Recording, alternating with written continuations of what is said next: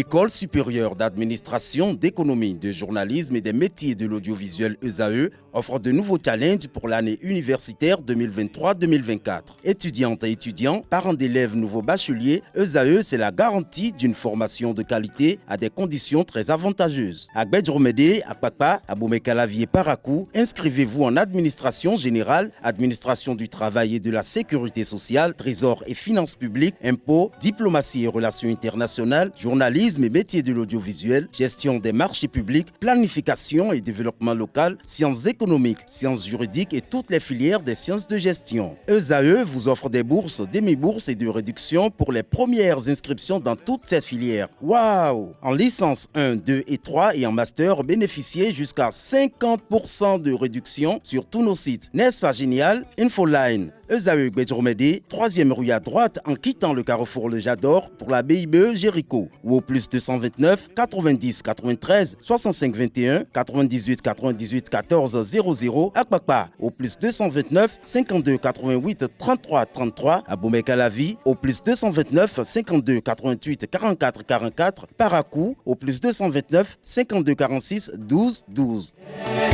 ESAE, l'excellence à un nom.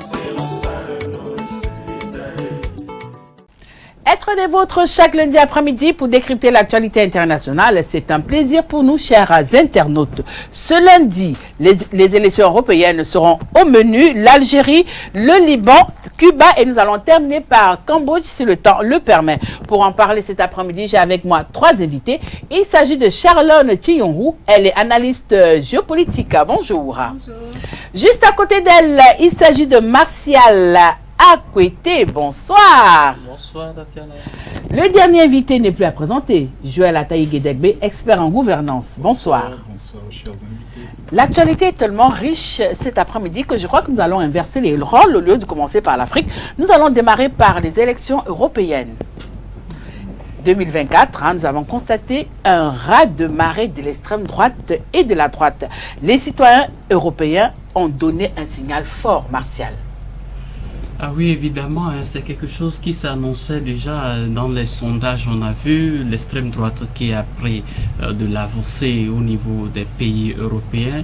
Et puis le comble, c'est en France. Et puis avec ce qu'on a pu constater, cette montée des partis d'extrême droite s'est qualifiée ou bien peut s'expliquer par le fait que les partis au pouvoir, les partis de gauche se sont retrouvés dans des situations extrêmement complexes compte tenu de la conjoncture internationale liée aux différents conflits, la guerre à Gaza, le conflit russo-ukrainien, et ces différents partis au pouvoir ont pris des positions données qui ne sont pas forcément en accord avec les populations, avec celles des populations, et donc les partis d'extrême droite ont surfé sur cette conjoncture internationale pour pouvoir imposer leur volonté, pour pouvoir se faire connaître. Et essentiellement dans le cas de la France, on l'a vu, le parti de Marine Le Pen, 31%,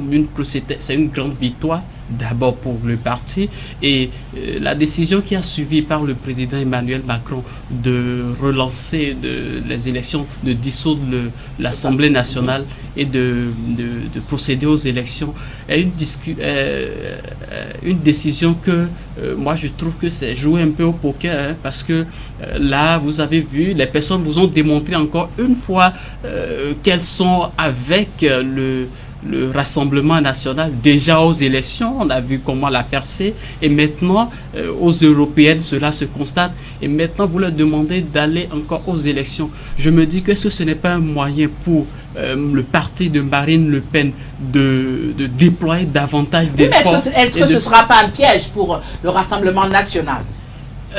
Aller comme ça, tout de go, accepter d'aller comme ça, tout de go au législatif, c'est pas parce qu'on a fait un score oulala aux européennes que forcément on aura le même résultat au niveau des législatives.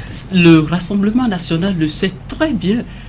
Ils savent, le Rassemblement national a bien conscience du fait que c'est pas parce que nous avons eu des résultats, de bons résultats aux européennes et même aux dernières élections présidentielles que nous allons laisser.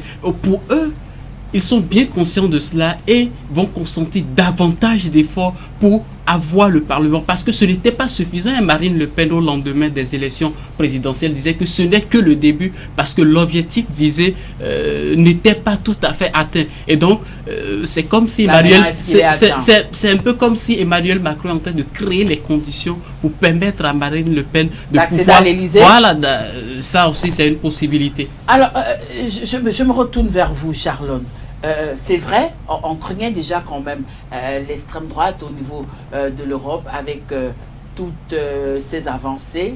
Mais est-ce que après ces résultats, on a davantage à craindre l'extrême droite quand on sait quand même que partout en Europe, nous avons assisté à une razzia de la part de ces pays, bien entendu, excepté au niveau de l'Ukraine où, bon, le Premier ministre n'a pas obtenu ce qu'il voulait.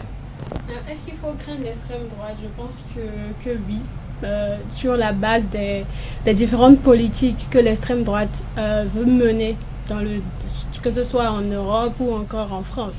Et ici, par rapport à cette situation, il faut dire qu'elle était prévisible parce que on se rappelle encore quelques semaines plus tôt, il y a eu des rassemblements, des manifestations néo-nazis à Paris.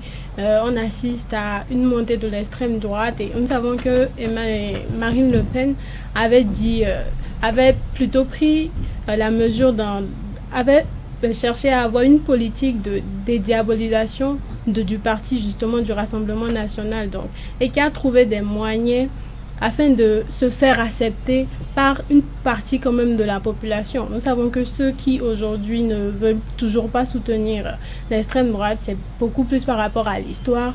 Mais aujourd'hui, vu qu'il y a énormément de personnes quand même qui sont contre le gouvernement du président Emmanuel Macron aujourd'hui, on peut comprendre alors qu'ils ont essayé de sanctionner justement le gouvernement en place et de passer directement à élire les représentants du Rassemblement national.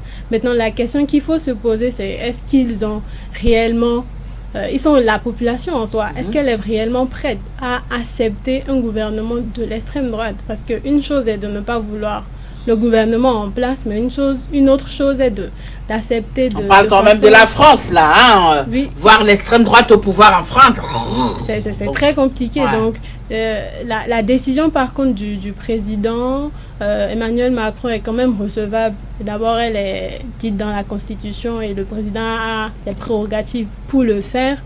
Toutefois, c'est un risque qu'il pourrait gagner comme il pourrait ne pas gagner, mais c'est un risque à prendre parce que, comme il l'a dit, c'est un peu comme s'il redonnait confiance au peuple et il demandait au peuple de confier réellement l'avenir de la nation dans les mains de ceux qui ne cherchent pas forcément à la ruine, selon lui, de l'État, mais plutôt à son développement. Donc, il est important que chacun des Français prenne vraiment la chose au premier degré et qui n'aille pas au vote dans un mood de boycotter ou de sanctionner le gouvernement en place, mais plutôt une décision constructive pour la nation tout entière. Alors, je me retourne vers vous, Joël, vous qui êtes quand même expert en gouvernance. La question, c'est de savoir aujourd'hui, oui, Emmanuel Macron a convoqué les législatives, mais est-ce que le partage de pouvoir sera facile entre Emmanuel Macron et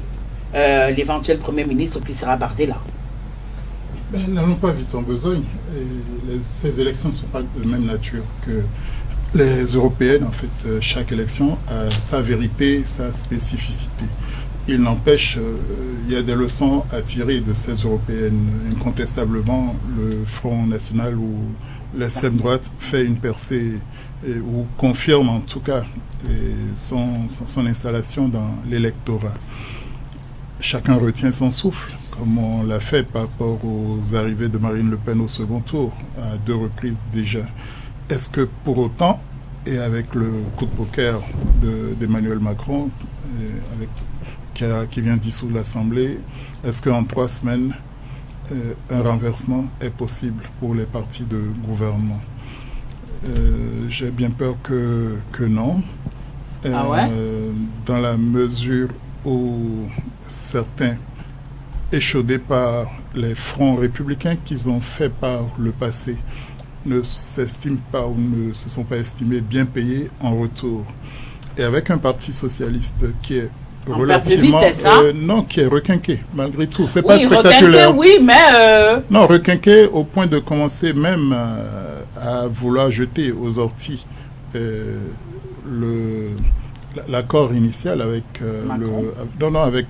Mélenchon et compagnie, la France Insoumise. La France Insoumise.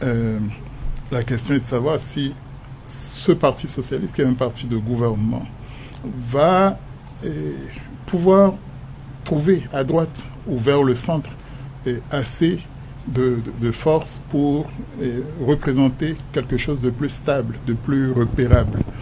Et le Front National ou l'extrême droite est déjà parti divisé du côté de la nièce de Marion Maréchal, Le Pen, et de Zemmour. C'est pas le grand amour. Tout le monde l'a vu hier. Ils n'ont même pas pu fêter ensemble leur victoire. Et comment est-ce qu'ils vont pouvoir continuer? Comment ce tâtelage va-t-il pouvoir se raccorder même à la locomotive du Front National constituée par Marine Le Pen et Bardella? Bardella, oui, c'était spectaculaire, c'était beau, c'était bien. Il était sortant au niveau de l'Europe. Ça a permis de changer les visages au niveau du Front National. Mais point trop n'en faudrait. En réalité, les européennes constituent une belle élection de protestation pour les nationalistes, pour tous ceux qui en ont assez de la superstructure européenne, des normes qui viennent de trop loin d'après eux, et indistinctement même de l'immigration, de tout ce qui est réfugiés et autres là, qui déferlent de partout, sans qu'ils comprennent que parfois c'est le résultat, les conséquences de l'implication de leur pays sur des fronts éloignés. Alors, l'apprenti sorcier dans l'affaire, c'est peut-être Macron, qui semble avoir épuisé toutes ses cartouches. Avec qui pourra-t-il s'entendre? Si sa République en marche est en perte de vitesse, je ne sais pas comment il va organiser sa marche vers la reconquête de l'électorat. Donc le soldat Macron paraît bien perdu. On l'a vu se donner des airs sur la scène européenne. Il ne reste que ça au niveau de la 5e République. Banco, s'il y a un ressaisissement. Mais ce ne sera pas... Il ne pourra pas. En 3 semaines, comment est-ce qu'il va convaincre les uns les autres que ce qu'on lui reproche depuis quelques années, depuis plusieurs années, a spontanément changé. Donc on s'en va vers une France relativement inédite et pratiquement ingouvernable dans les semaines qui viennent. Alors Martial, vous avez suivi Joël tout à l'heure qui a abordé la question migratoire, mais... durant toutes ces élections, nous n'avons pas beaucoup vu les partis d'extrême droite véritablement se prononcer sur la question. On a comme l'impression qu'ils ont décidé de mettre leur chance sur une autre problématique, une autre thématique qui semble-t-il, ma foi, leur apporter chance. Oui, vous savez, monsieur Ataï venait de le dire, les élections européennes, c'est quelque chose d'autre, et les élections à l'interne, c'en est une autre. Donc, on essaie de jouer sur les élections européennes en ne brandissant pas forcément des questions d'immigration qu'on aurait pu évoquer constamment quand il s'agit des élections à l'interne pour pouvoir obtenir le nombre de voix que l'on désire avoir. Pourtant, c'est une question européenne, hein? Ah oui, c'est une question... Et ça se discute énormément au niveau du Parlement européen. C'est une question européenne et une question qui est d'ailleurs pendante, très pendante. Mais une fois que le Rassemblement national n'a pas vu l'intérêt de pouvoir brandir cette question, une fois que cette question ne leur permet pas d'avoir des chances de gagner, le mieux c'est de ne pas en parler quand on sait que ça ne nous apporte pas vraiment grand chose, alors que ça fait partie même des idéaux que nous défendons, des idéaux qui fondent même les partis, l'ensemble des partis d'extrême droite. Et donc la prochaine étape sera, comme les élections viennent d'être lancées, on vient de dissoudre le Parlement et que les élections vont s'organiser, on attend de voir si à l'interne, comment est-ce que les questions seront abordées, quelles sont les questions qui seront abordées finalement pour permettre au Rassemblement national de pouvoir se faire une place à l'intérieur. Comme M. Ataï le disait tout à l'heure, l'heure, ce serait difficile, moi je dirais difficile pour Emmanuel Macron Mais de pas convaincre, impossible. non pas impossible, et puis c'est un coup de poker qu'il était nécessaire de faire. En fait, ce que Emmanuel Macron veut faire, c'est de ne pas laisser aller et porter la responsabilité d'une France qui se retrouverait au contrôle de l'extrême droite. Alors pour se dédommager. À la Ponce Pilate, oui, c'est ça? Ah oui, c'est pour dire maintenant que voilà, le peuple vous-même décidez clairement, et ce que le peuple aura Donc, décidé. si je vous comprends puisque bien, le vous êtes peuple en train de me souverain, dire qu'Emmanuel Macron est devenu Ponce Pilate. C'est ça? si vous voulez l'appeler. Bah comme non, ça. c'est pas moi, puisque c'est vous qui le dites. Il dit, bon, le peuple, à vous de décider. Ah oui, c'est le peuple qui décide parce que nous sommes dans un régime démocratique et le peuple est souverain. Alors, il laisse la responsabilité au peuple. À l'évidence, il est aux abois parce que je ne vois pas comment il pourrait déborder sur la droite classique qui est fatiguée de ses infidélités et de son arrogance. Et s'il poussait encore plus loin vers l'extrême droite, immédiatement, il serait accusé de récupération. Et cette extrême droite peinera à faire front commun. Mais Marine Le Pen et Bardella, éventuellement, pourraient se donner une meilleure posture parce qu'il y a Zemmour et Marion Maréchal Le Pen qui prennent le mauvais rôle de l'extrémisme. Et de l'autre côté, il y a Manon... j'oublie son nom, enfin, celle qui a conduit la liste de la France Insoumise, qui fait un score d'estime.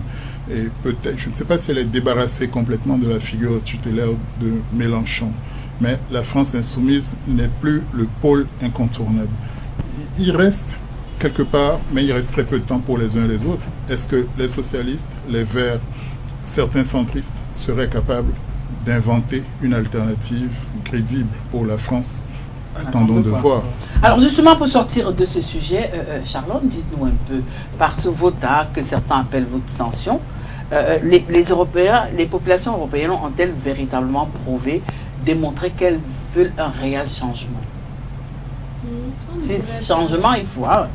On ne pourrait pas dire qu'ils n'ont pas, d'une manière ou d'une autre, réussi, parce que ce n'est pas seulement le cas de la France. On a aussi le parti de Giorgia Meloni aussi qui a remporté aussi au niveau des élections européennes.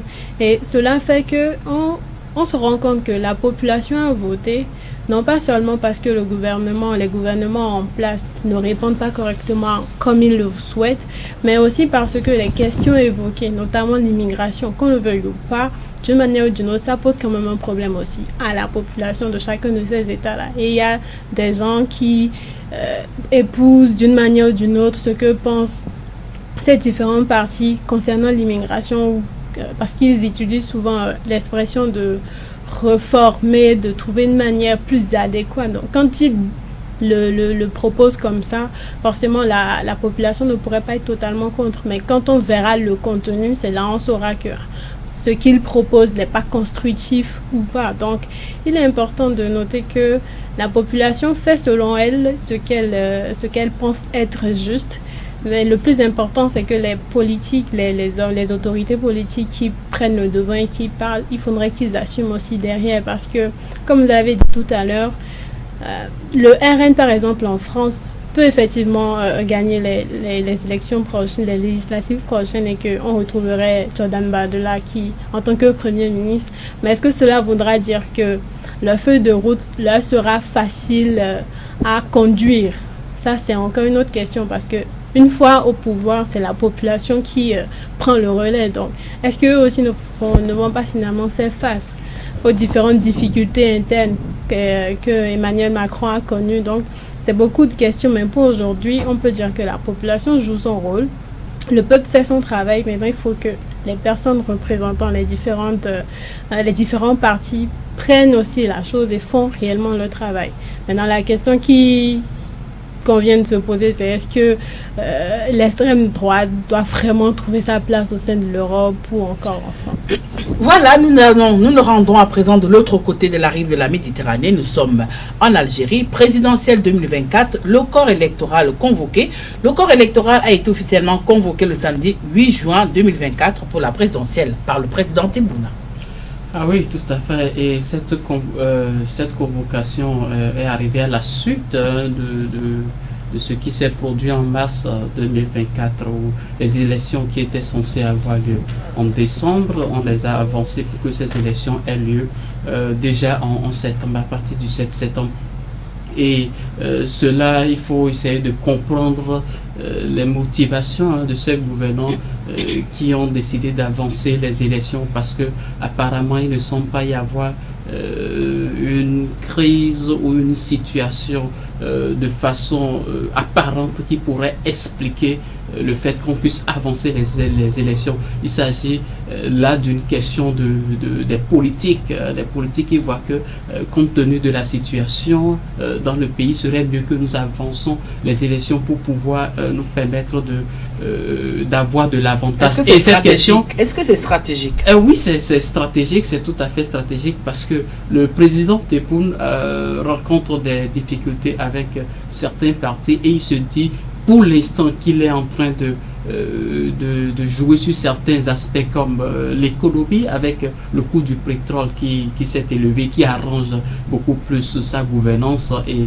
l'Algérie en général. Il se dit en ce moment, cette période de gloire ou de gloire en tout cas, et dans cette période d'aisance où il semble avoir un peu de la faveur du peuple ou de certains des partis, est-ce qu'il ne faut pas organiser en même temps les élections dans cette période pour pouvoir avoir l'avantage de les remporter, quand bien même jusqu'à présent il n'a pas encore affirmé qu'il serait candidat, mais ne vous y trompez pas, il sera de candidat. La partie. Ouais. Alors justement, en parlant de ces élections, on a vu aussitôt le corps électoral convoqué, on a vu déjà quand même 5 candidats qui ont déposé leur candidature. Et dites-nous un peu pourquoi jusqu'à ce moment, le président Tebboune ne s'est pas encore prononcé. Quelles sont, selon vous, les raisons? Est-ce que c'est un jeu de chat et de la souris? Oui, en partie. C'est pratiquement une constante maintenant pour ceux qui sont au pouvoir d'attendre le dernier moment, étant donné que de toute façon au quotidien, ils battent pratiquement campagne, donc pas besoin d'enfoncer une porte. Et au-delà de ça, et ça permet de voir à qui on a affaire et de bien s'assurer des soutiens qu'on aurait le cas échéant. Je renchéris les propos de M. Akwete pour dire qu'à l'évidence, M. Tebboune va être candidat. Il est l'artisan de tout ça. L'Algérie semble aussi retrouver non seulement une embellie économique, mais une stabilité politique. On ne parle plus de terrorisme. Il y a un parti d'obédience islamique qui reprend...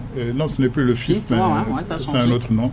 Mais donc qui devient républicain et s'inscrit dans... Oui, mais changer ne veut pas dire que la ligne directrice du parti a changé, M. Guinegui. Non, pas fondamentalement, mais on est porteur des valeurs... D'autres idéaux, c'est ça? On revendique les valeurs islamiques, mais dans un cadre républicain et non par la force, par...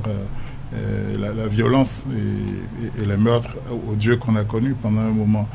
Et au-delà de ça, il y a 2 femmes qui se présentent, qui ne sont pas issues d'une génération spontanée. C'est des militantes connues des droits de la personne, ou en cas c'était des femmes engagées.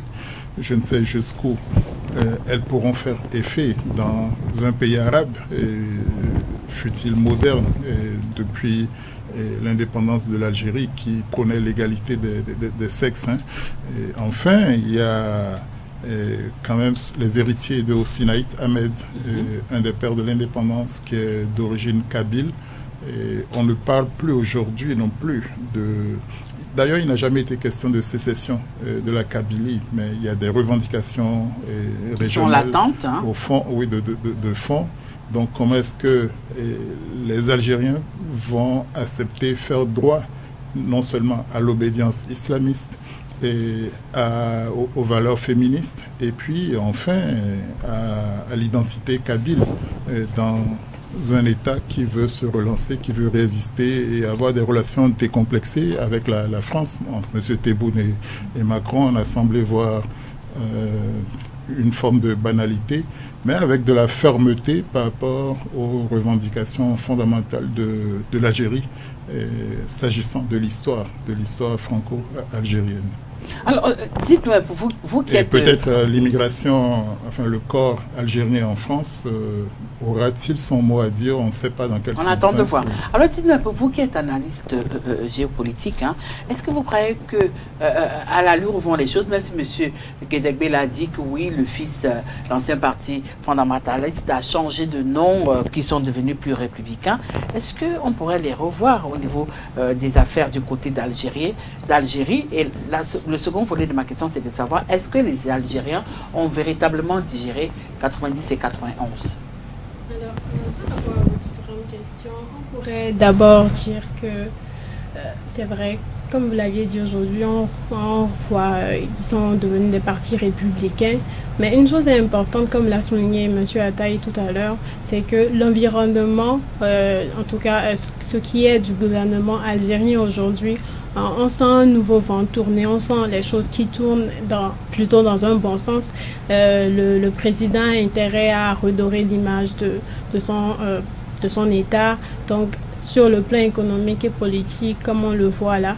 Et donc, il est important que les élections prochaines, justement, se passent dans un bon environnement et que les fondamentalistes ont changé de nom ou pas. Le plus important, c'est que chacun puisse faire son travail. Donc, le plus important ici, c'est de rappeler quand même que le président actuel, Abdelmadjid, il faisait partie, en tout cas en tant que candidat indépendant, du FNL. Et on savait qu'au départ, le parti ne l'a pas soutenu de façon officielle.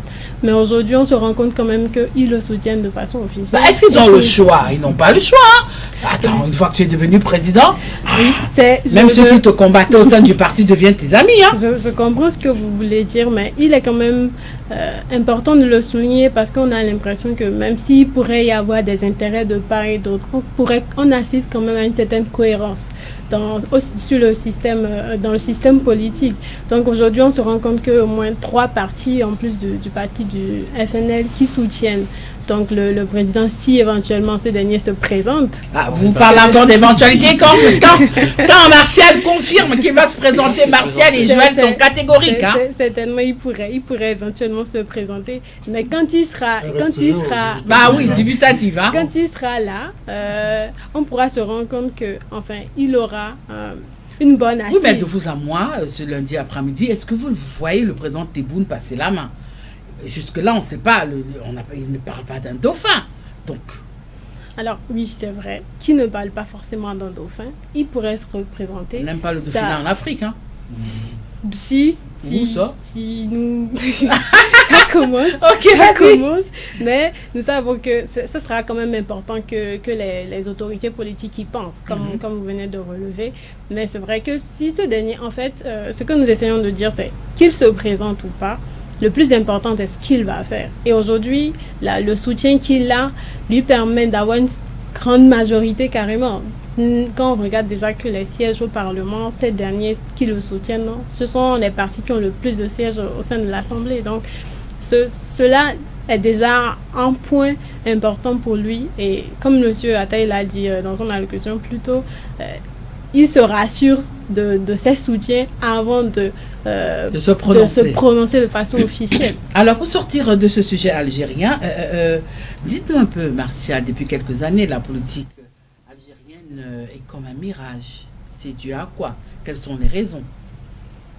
Dit que depuis quelques années, la politique algérienne est comme un mirage, c'est tout à fait normal, ça se comprend, parce que de toute façon, à un moment donné, il faut, sur la scène internationale, on constate des changements qui interviennent au niveau des différents États, surtout dans cette partie du monde, et compte tenu des différentes questions à l'ordre du jour ou à l'agenda, inscrit à l'agenda international. Ces mutations au sein de l'Algérie s'expliquent d'abord par des questions liées les questions internes qui vont se baser essentiellement sur la coopération, comme le disait tout à l'heure Bichalon, sur le fait que les différents partis, quand bien même avec l'histoire, ils ont pu avoir des différends, ils ont pu rencontrer des difficultés. On se rend compte que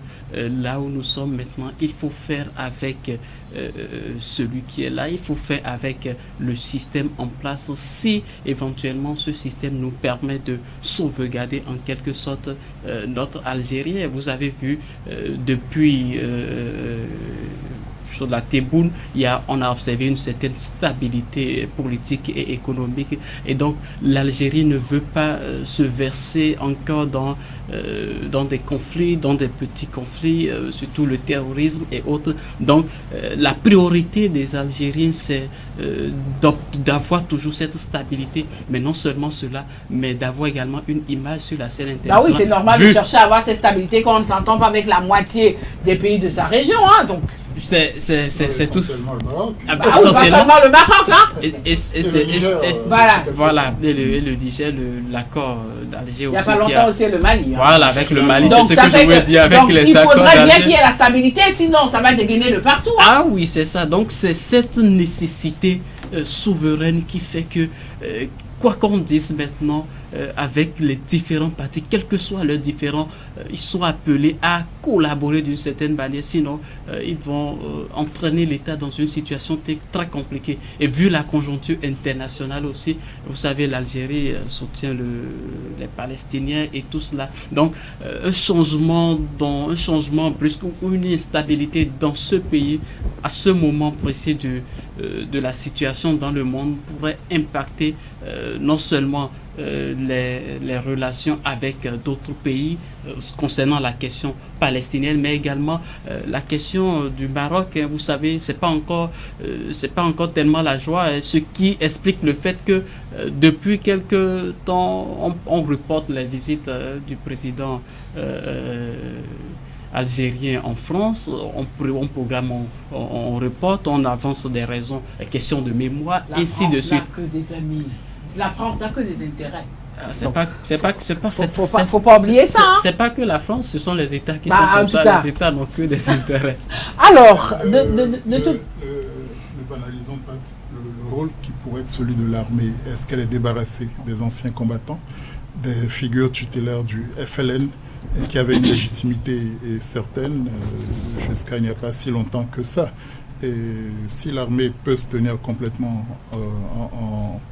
en retrait, peut-être aurons-nous un jeu assez ouvert, mais si l'armée est là, on aura un semblant d'élection parce qu'il y a des fondamentaux sur lesquels certains ne sont pas prêts de transiger s'agissant de l'entité algérienne. Alors pour l'heure, le président Tebboune semble serein comme le foléré. De toutes les façons, les jours prochains, nous le dirons, nous longeons toujours à la Méditerranée et nous nous rendons du côté du Liban où la situation, semble-t-il, serait explosive entre le Hezbollah et l'État d'Israël. Élargissement d'un conflit entre le Liban et Israël dans cette région inquiétante, dixit le secrétaire général des Nations Unies.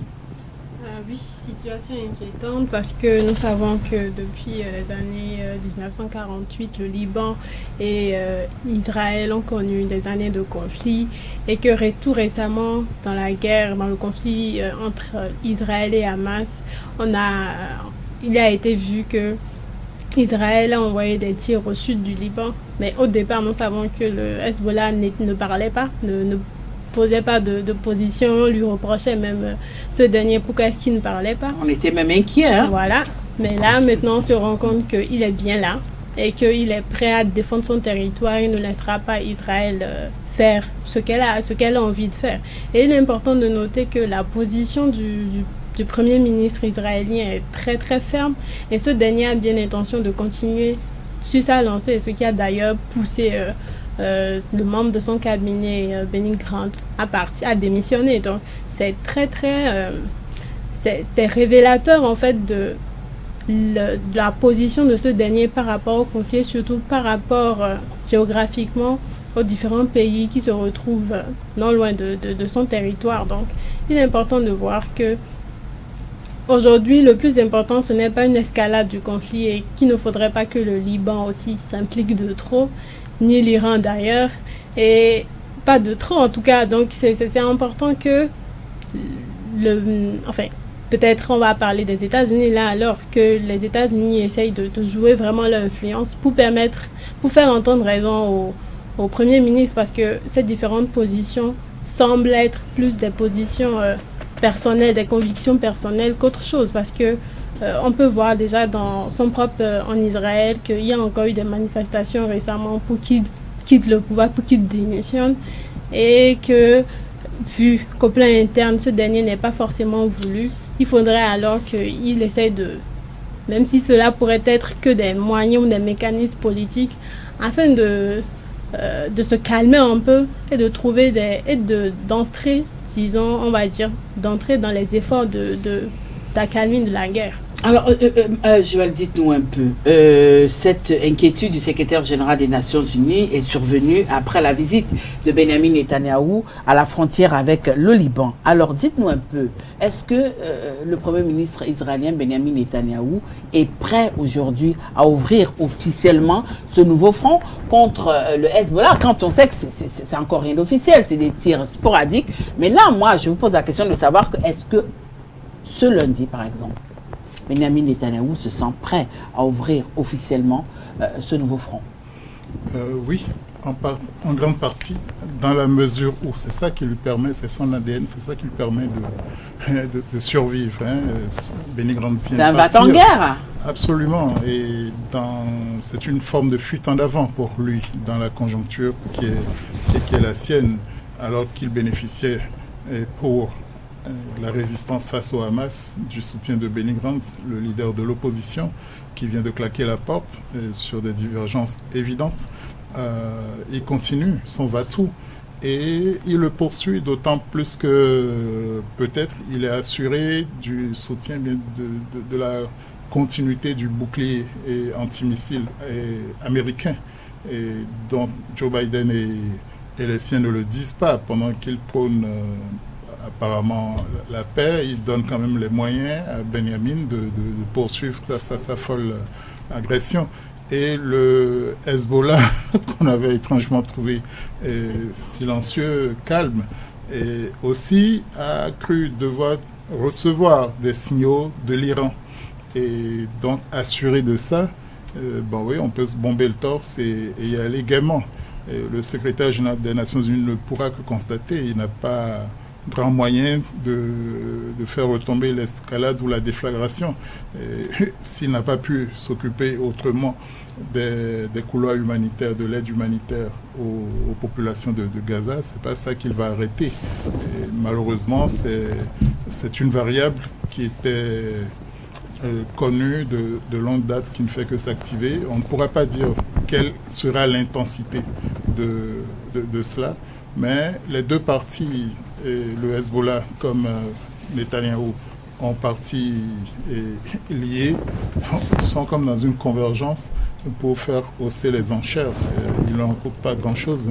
Alors, nous savons que chacun a son parapluie. Alors, nous savons que ce conflit entre le Hezbollah et l'État israélien est vieux de chez vieux. Alors, de son côté, le numéro 2 du Hezbollah a répondu à Benjamin Netanyahou en disant que si jamais Israël ouvrait ce second front, ils ne connaîtront que, je cite, dévastation, destruction et déplacement.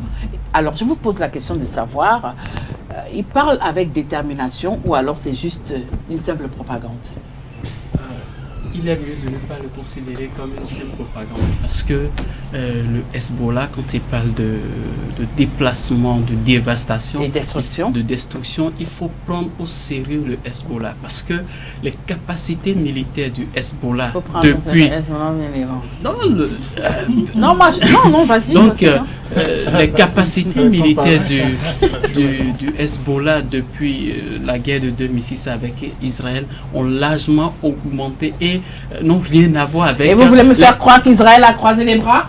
Non, Israël n'a pas croisé les bras. Bon, Israël n'a jamais croisé les bras depuis sa création. Et donc, la capacité militaire du Hezbollah aujourd'hui a tellement augmenté et n'a pas du tout d'équivalent par rapport à ce qu'on peut constater au niveau du Hamas. Mais vous avez vu ce que le Hamas a fait le 7 octobre, hein, le dôme de fer israélien qui est censé protéger. La lâcheté. C'est pas de la lâcheté, c'est de cette manière, ils peuvent le dire, hein, pour se sauver de cette. Moi, je parle du 7 octobre, quand j'en parle, je dis que c'est le jour de l'humiliation pour Israël. Et donc, quand on voit ces rapports de force, si le Hezbollah va devoir s'engager dans un conflit pleinement, si effectivement le Hezbollah doit se retrouver dans un conflit au corps à corps avec Israël, ce serait quelque chose de très dévastateur parce que Israël ne fera pas de quartier.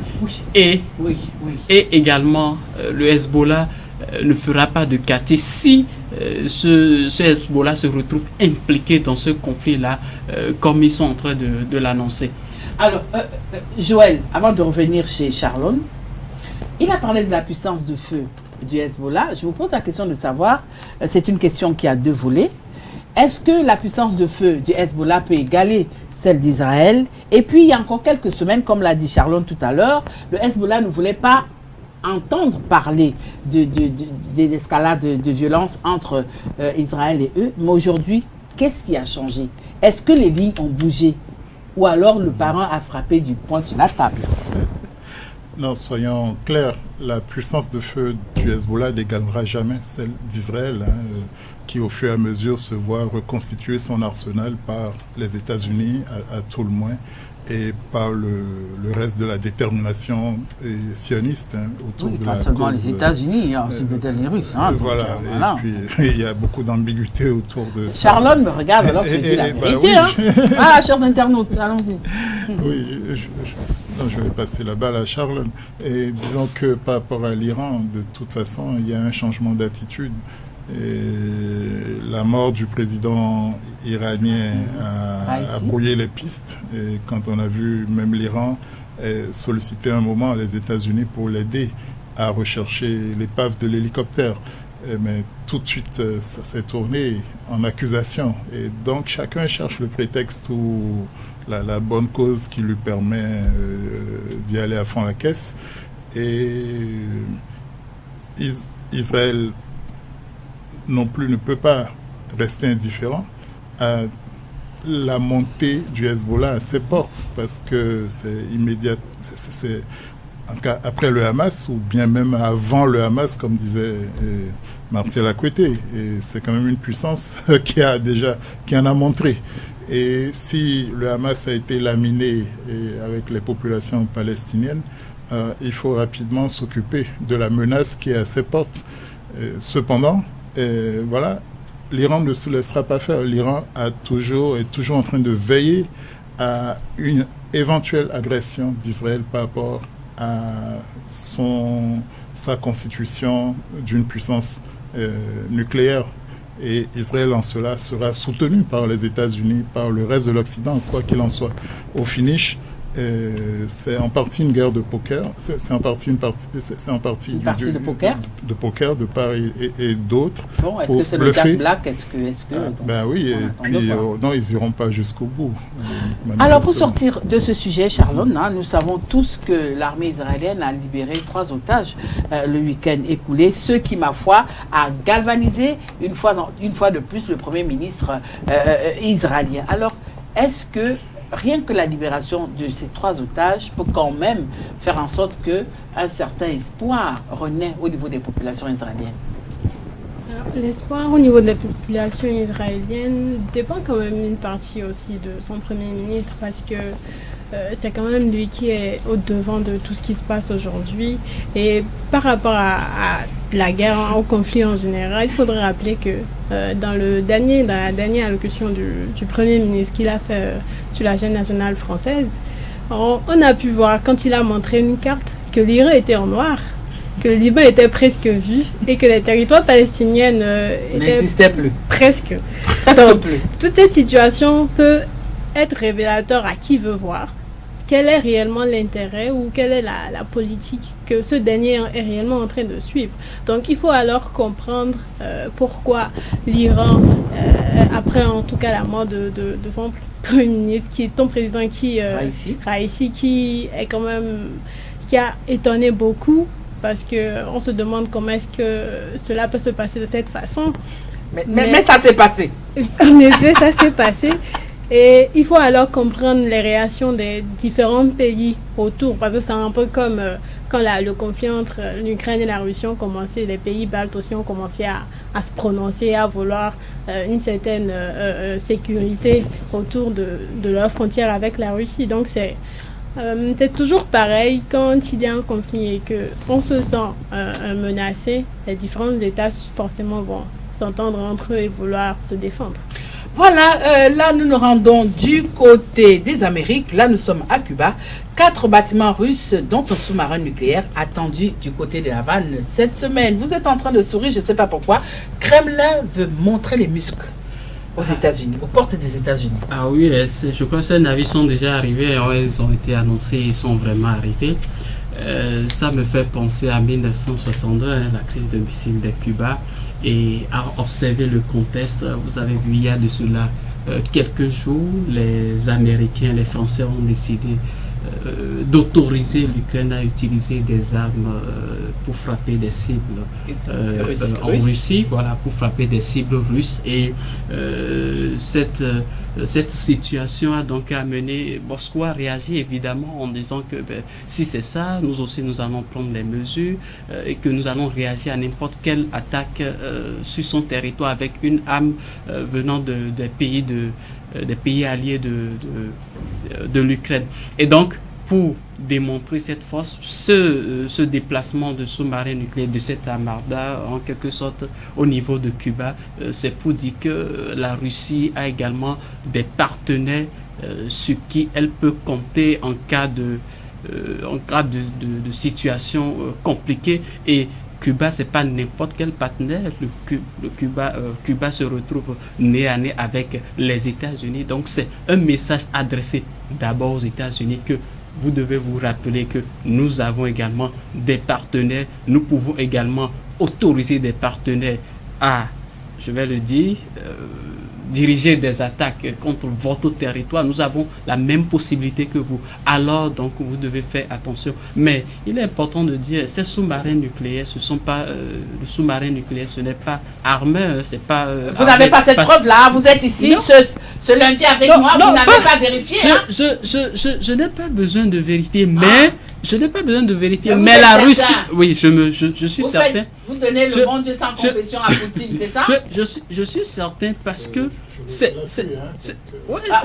avez encore donné la parole. Je viens. Je finis avec Martial. Ce qui est en train d'être fait, ce que la Russie est en train de faire, c'est quelque chose de symbolique et donc de vraiment pas réel. C'est quand la menace ne sera pas prise au sérieux et que les alliés occidentaux, les alliés d'Ukraine vont continuer à avancer les choses, je ne pourrais pas affirmer avec certitude que la Russie également va montrer les muscles, va démontrer les muscles jusqu'à un certain niveau. Mais ce que vous devez savoir, c'est que ces deux États-là, la Russie et les États-Unis, continuent toujours de communiquer et aucun d'eux n'est prêt aujourd'hui à vraiment s'engager dans un grand conflit.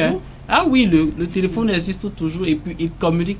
Donc, ils essaient de montrer, de remonter dans l'histoire, de se donner quelques pics et pas vraiment quelque chose de sérieux au point où, en tout cas, ce qui s'est produit là, c'est pas comme c'était pour la période de 1962, avec la crise des missiles.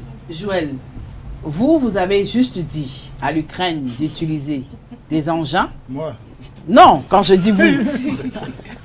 Je parle des États-Unis et de la France qui ont autorisé quand même l'Ukraine à utiliser des engins, comme nous le savons.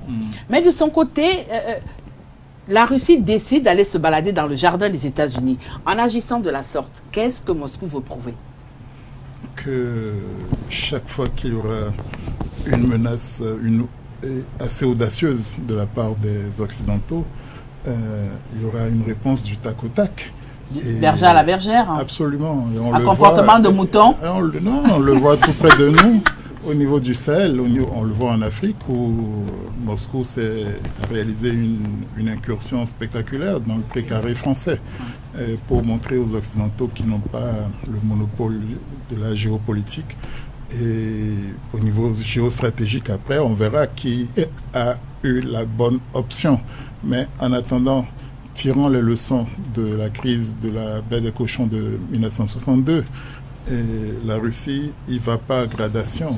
On a vu Poutine faire toute une démonstration par rapport aux armes offensives occidentales qui pourraient arriver sur le territoire russe en disant qu'en retour, les dégâts seraient non pas proportionnels mais exponentiels au vu de la densité démographique des petits pays ou des pays moyens européens.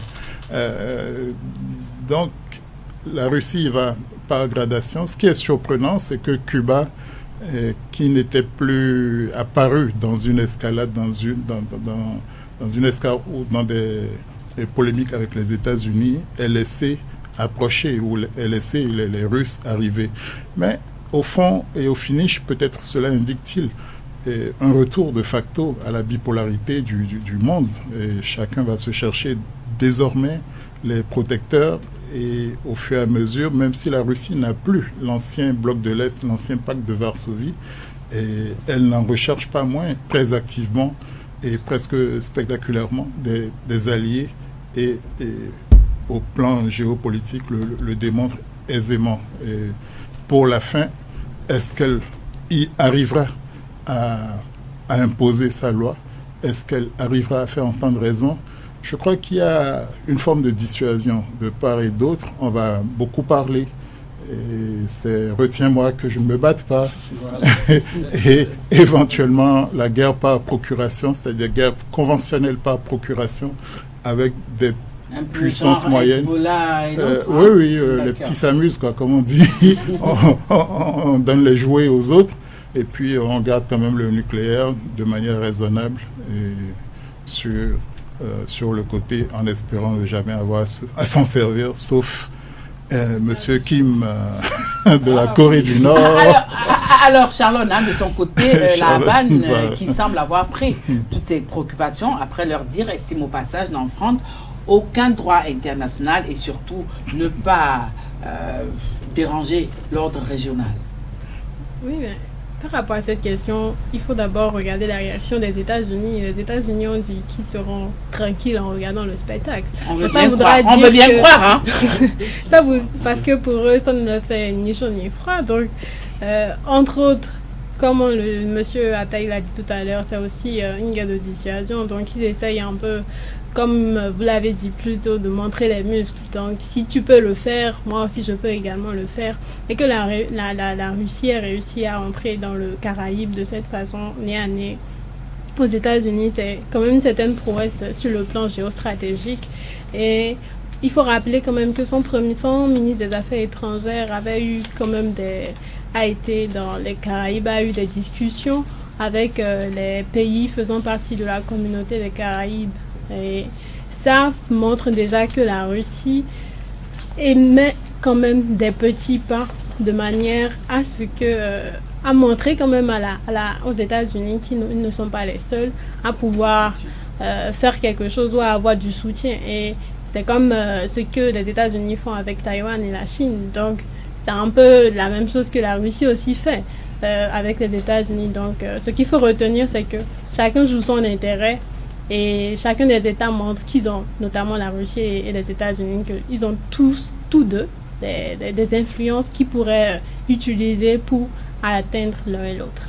Voilà, chers amis internautes, avec cette intervention de Charlotte, que nous mettons en terme à notre émission Le Monde en 52 minutes de cette semaine. Nous avons démarré par l'Union européenne où nous avons parlé des élections européennes. Nous avons longuement abordé la razzia de l'extrême droite et surtout ce qui se passe du côté de la France.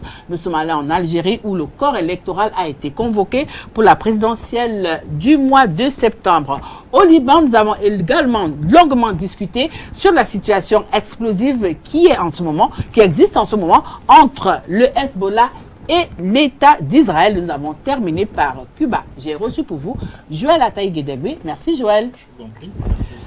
Martial Akwete. Merci Martial. Et enfin, Charlone Tchehongou. Bonsoir et merci. Merci. Voilà, merci de nous avoir reçus chez vous. Prenons le rendez-vous le lundi quand il sera 16h. J'espère que ce sera avec les mêmes invités. Au revoir.